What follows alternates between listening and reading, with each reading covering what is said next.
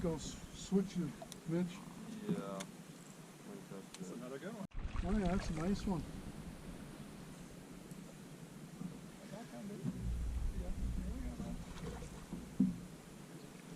Oh, that's a pretty... Hey guys, John Reddy here, Reddy Guide Service. Stopping by for a fishing report here up on Bartlett Lake. It's May 16th, beautiful day. Got out here real early, first light. I think I had the boat in the water by 4:15 this morning. Had two nice guys up here, Justin and Mitch, and the topwater bite was a lot of fun. You know, from sun up 5 a.m. till about 7 a.m. So we had about a 2-hour window, and we probably pinned around 45 fish this morning. So excellent morning. But I'll run through some of the rigs that you know, we used today, had success with, and hopefully I can help you out. Our topwater bite this morning was really good with poppers and walk the dog type baits. But you know, popper such as this, you know, it's a small profile, you know, about the size of my thumb. A lot of the shad that we saw bass busting on the surface this morning were probably about half the size of this bait, but a lot of them were about this size. So we definitely matched the hatch. You know, no need to buy high-end, really expensive topwater baits. This is, you know, a Bass Pro $2.99 special. Some other of my favorite poppers are Rebel Pop-Rs, and you know, 13 Fishing makes an excellent popper. And you know, there's a lot of different choices out there, but yeah, the smaller profile poppers work really well. I know what sets these apart is getting that bubble or a bloop sound out of them when you work them. So I know my Rebel Pop-Rs do an excellent job of that. But yeah, it's shad color like this, a white Pop-R about this size. You can see the profile difference is a little smaller. It's about you know, 2/3 the size. But yeah, Rebel Pop-R, you know, for the money, they do a great job. But once the topwater bite softened up, it was pretty much when the sun peeked over the mountains, that topwater bite died pretty fast. After that happened, we started throwing out soft jerk baits, and you know, smaller size, such as this. Yeah, matching the hatch, just a small, about a size 1/0 wide gap hook, and essentially Texas rigging the soft jerk baits, Texas rigged. And I don't really skin hook it on top. I just barely cinch it up like that, and we're fishing this weightless. You know, a lot of different jerk baits on the market. I believe this is a Super Fluke Junior from Zoom. Kalins makes an excellent jerk bait. Yum. I actually have some Yum baits that work really well. We bounce between this natural color and a green pumpkin color, depending on where we were. If we had a little more shade, we'd go with a little darker sunlight. We'd put on this natural pattern. Yeah, once the wind picked up a little bit and the sun got a little higher, it was hard to get our soft jerk baits down in the wind, and you know, that throwing some weight on them, you kind of lose that slow fall, dying bait fish profile that really attracted the fish today. So once that happened, you know, we were fishing anywhere from 6 to 10 feet of water out to about 18 to 20, and you know, some of those balls of bait fish out there, shad, were roaming around, and we get a few rangers coming through there looking for shad.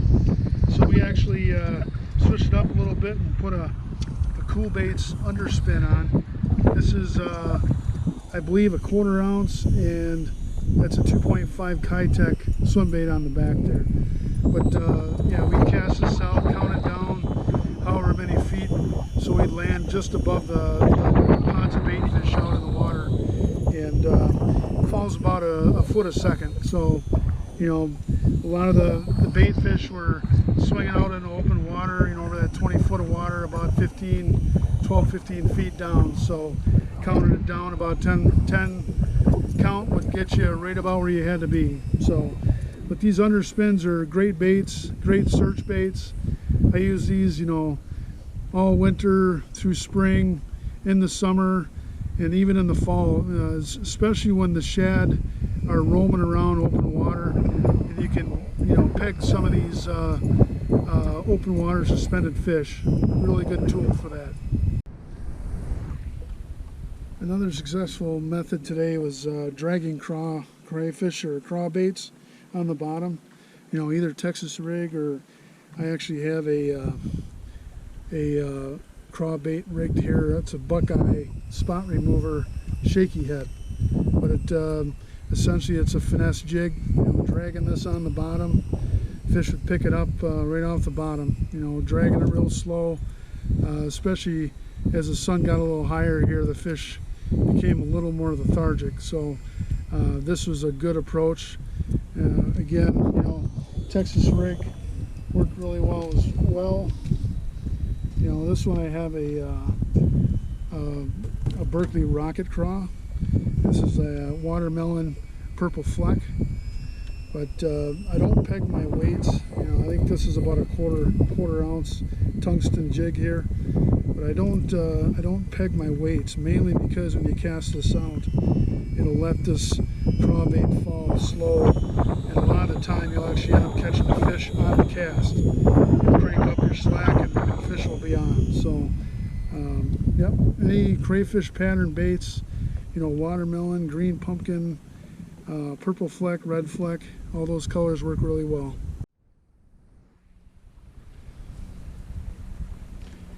One of the rigs that worked really well mid-morning going into early afternoon was a drop shot rig. I kind of stuck with fluke style baits or swims type baits. This is actually a big bite baits smallie smasher, and I believe this is actually orange black pearl blue flake. So it looks a little bit like green pumpkin with a blue with a red speck in it. This bait really performed well for us this morning. Another bait that worked really well is the KVD Dream Shot. These baits have always produced very well for me. You know, it's same type of profile, just a fluke or a swim type bait. You know, smaller profile. I did try some larger worms, 5150 worms. You know, some power worms, straight tail worms, but the fish were definitely preferring swim type baits. Another bait that has been around a while is Yamamoto, the shad shape worm. Again, kind of a shad shape. You can work on a drop shot. In all these baits, I actually nose rig them.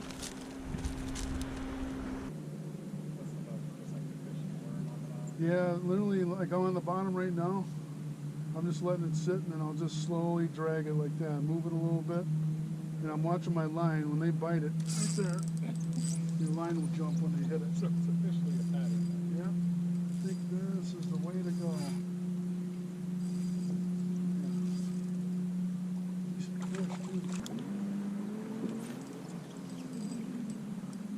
Doesn't seem like that little again. Actually, a decent fish. So they're deep too. They're everywhere. I'm going to try that drop shot just to see. So, okay, fish up in here, but I think we obviously have some fish right out here we can catch. So.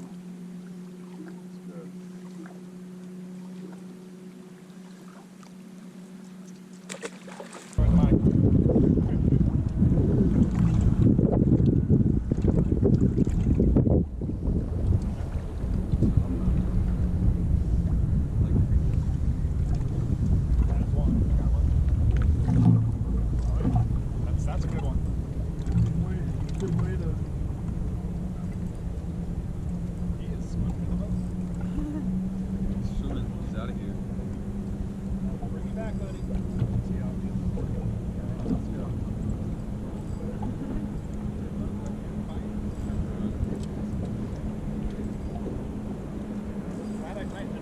this one.